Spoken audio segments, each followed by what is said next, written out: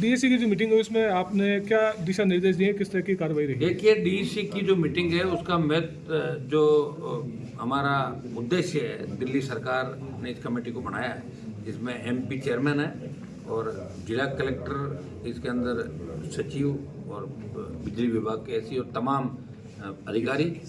और इसमें हमारा मकसद यही है कि हम उपभोक्ताओं को राहत कैसे मिले और बिजली की जो भी योजना है, चाहे दिल्ली की है, राज्य सरकार की है, उसके अंदर त्वरित गति से काम कैसे हो। हमारे जो यहाँ पे लंबित काम है वो समय पे कैसे पूरे किए जाएं। हमने तमाम रिव्यू किया है कलेक्टर साहब और मैंने बैठ के, जिसमें जिला प्रमुख भी थे, लंबे समय तक ये मीटिंग चली। और जितने भी डीडवाना कुचामन जिले के अंदर जो नया जिला, पहली मीटिंग थी मेरी इसके अंदर, और ये अभी 1 साल पहले ही प्रधानमंत्री ने इस मामले के अंदर एमपी को सबको इसमें अध्यक्षता के अंदर मीटिंग करने के निर्देश दिए। पहले हमारे एक दिशा कमेटी होती थी जिसके एमपी चेयरमैन थे, एक डीसी रखी है। तो इसमें केंद्र की योजना और राज्य सरकार की योजना है, इनके बीच समन्वय करके जल्दी कैसे और आम आदमी को इसका लाभ कैसे मिले। तो हमारे जितने भी बजट आ रहा है राजस्थान का और देश का, तो हम चाह रहे हैं कि बजट सत्र में डीडवाना कुचामन जिले में नए जीएसएस कहाँ स्वीकृत हो, पहले के जो जीएसएस स्वीकृत है वो अभी तक क्यों नहीं बने, उनकी प्रोग्रेस, जितने कनेक्शन उसके सौभाग्य योजना के तहत बाकी थे। और कईयों में राइडर था कि 45,000 से ज़्यादा रुपए अगर किसी कनेक्शन में आते हैं तो उनको नहीं किया जाए। वो नागौर में हमने चेंज करा दिया उसका, वो राइडर हटवा दिया डीसी के बाद। और यहाँ भी हमने आज निर्देश दे दिए कि अगर 1 लाख रुपए भी कनेक्शन के लगे किसी किसान के ढाणी में, तो 1 लाख रुपए भी सरकार देगी। ये हमने यहाँ भी राइडर हटा के सरकार को इसका निर्णय में भिजवा दिया।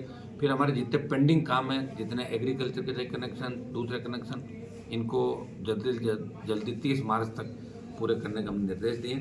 और कुछ जो काम दूसरी योजनाओं के, जिसमें इसके सौभाग्य के बाद जो नई योजना हमारी आई है, सौभाग्य योजना के बाद अभी जिसके अंदर अपना 2 जीएसएस और आरडी, हाँ सर, आरडीएसएस योजना के तहत, जिनमें एक ही फर्म के पास ठेका पूरा जिले का, और वो जून तक का कह रहे हैं। हमने उनको कहा 30 मार्च तक आप काम कंप्लीट करें। उसमें 2 जीएसएस भी है। तो तमाम इस जिले के अंदर जो भी उपभोक्ताओं की बिजली संबंधी शिकायतें थी, उनको लगातार मैंने नागौर में भी सुना, आज भी सुना, और उसके बाद मीटिंग के बाद भी हमने सुना है। और वीसीआर जितनी भी भरी है उनको हम 10%, नागौर के अंदर हमने 10% वीसीआर की जो राशि है, कंपाउंडिंग के अलावा जो सिविल लाइबिलिटी है, उसको 10% करते हुए समाधान करने के लिए सरकार को आज ही भेजने के निर्देश दे दिए। 1 आध दिन का तरीका चला जाएगा ताकि किसानों को राहत मिले। हमारा मकसद ये कि किसान को ज़्यादा राहत मिले। बूंद बूंद सिंचाई की जो योजना चल रही है उसमें बहुत महंगी बिजली किसान को लेनी पड़ती है। बूंद बूंद के जितने भी कनेक्शन हैं उनको हम चाह रहे हैं कि 1 साल बाद उनको सामान्य श्रेणी में लिया जाए। ये प्रस्ताव भी हमने लेके आज राज्य सरकार को भेज दी। तमाम नए प्रस्ताव, कई डीडवाना कुचामन जिला जो हमारा नया बना है, और निश्चित रूप से इस जिले में किसी तरह की कोई कमी यहाँ पे नहीं रहे। तो सांसद के तौर पे भी मैं प्रयास करूँगा। हमारी केवी स्कूल में भी जो पेंडिंग है, केंद्रीय विद्यालय डीडवाना, परबतसर, और तीसरा हमारा खींवसर का, उसको भी हम करवा रहे हैं जल्दी। तो पूर्ववर्ती सरकार के समय अलॉटमेंट का काम हो गया था। हम चाहेंगे कि डीडवाना पीछे नहीं रहे। डीडवाना जिले की 5 विधानसभा क्षेत्रों में समानांतर काम हो, और लगातार मैं मॉनिटरिंग भी करता रहूँगा। दिशा की मीटिंग 20 तारीख को है। तो यहाँ जो काम कुछ विभागों के, जैसे झूलते हुए तार, MDR, state highway, national highway के ऊपर से जो लाइनें निकल रही है, कई खेल मैदान, स्कूल, घनी आबादी क्षेत्र में 33 और 11 केवी जो निकल रही है, तो हमने ये भी कहा कि इसमें एमपी लेड और एमएलए लेड से आधे पैसे देने पे आधे पैसे सरकार देती है। हमने कहा जितने आप कर सको आप कर दो, बाकी प्रस्ताव बना के मेरे पास भेजता हूँ, उसमें फंड रिलीज कर देंगे ताकि लोगों की जान माल की सुरक्षा की जाए।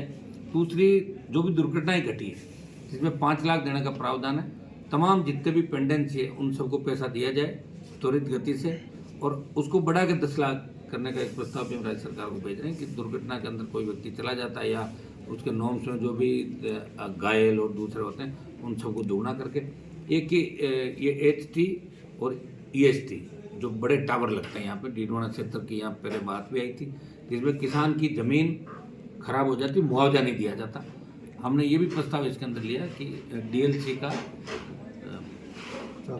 4 गुना और प्रभावित क्षेत्र में 50% जो 30% की जगह ये करके और किसान को मुआवजा दिया जाए बिना मतलब ऐसा नहीं भाई सरकारी तंत्र जाए पुलिस जाती जबरन लगा देती, तो इससे किसान को राहत कैसे मिले। कुछ और महत्वपूर्ण जो बिंदु थे बिजली संबंधित उन सब को आज हमने इसके अंदर लिया है। बाकी सारे आपके जो बचे हुए मामले हैं वो कलेक्टर साहब को 3 महीने से मीटिंग ले, अगली मीटिंग अप्रैल के अंदर हम करेंगे। एक रोड सेफ्टी की मीटिंग भी डीडवाना कुचामन जिले के अंदर, इसकी भी हम आज तारीख की घोषणा करते हैं कि रोड सेफ्टी की एक मीटिंग लेंगे ताकि रोडों के अंदर भारी भ्रष्टाचार की शिकायतें मिल रही है। प्रधानमंत्री ग्राम सड़क योजना, दूसरी जो सेंट्रल का पैसा CRF के अंदर आता है, उन रोडों के अंदर करप्शन नहीं हो, भ्रष्टाचार नहीं हो।